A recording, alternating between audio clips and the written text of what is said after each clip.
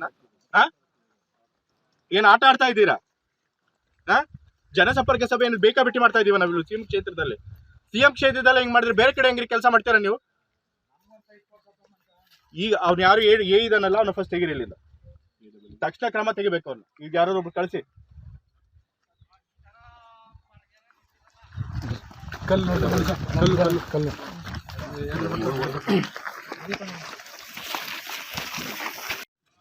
ಹೌದು, last time ನಾವಿಲ್ಲಿ ನೀರು ತುಂಬಿಸೋದಕ್ಕೆ ಒಂದು ಪ್ರಾಜೆಕ್ಟ್ ಮಾಡಿದ್ವಿ. ಲಾಸ್ಟ್ ಟೈಮ್ ವಾಪಸ್ ಸೇಮ್ ಆಗಿದ್ದಾಗ 2016-17 ಆಮೇಲೆ ನಾನು MLA ಆಗಿದ್ದಾಗ ಕಂಪ್ಲೀಟ್ ಆಯಿತು. ಬಟ್ ಏನು ಮಾಡಿದ್ದಾರೆ, ಸರಿಯಾಗಿ ಮಾಡಿಲ್ಲ ಅವರು. ಕಂಪ್ಲೀಟ್ ಮಾಡಿದ್ರು ಕೂಡ ಕೆರೆ ನೀರು ತುಂಬ್ತಾ ಇಲ್ಲ.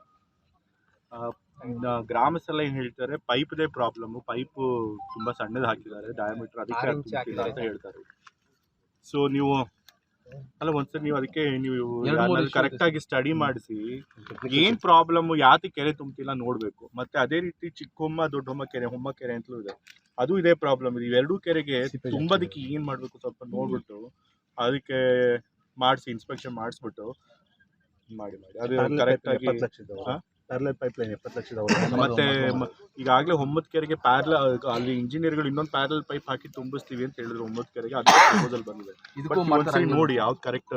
ಅಲಸ್ತ್ರಿ ಕಟ್ಟೆ, ಹೊಮ್ಮ ಕೆರೆ ಇವೆರಡಕ್ಕೂ ಏನು ಮಾಡಿದ್ರೆ ಕೆರೆ ತುಂಬುತ್ತೆ ಅಂತ ನೋಡಿ ಸ್ವಲ್ಪ. ಸರಿ ಸರ್,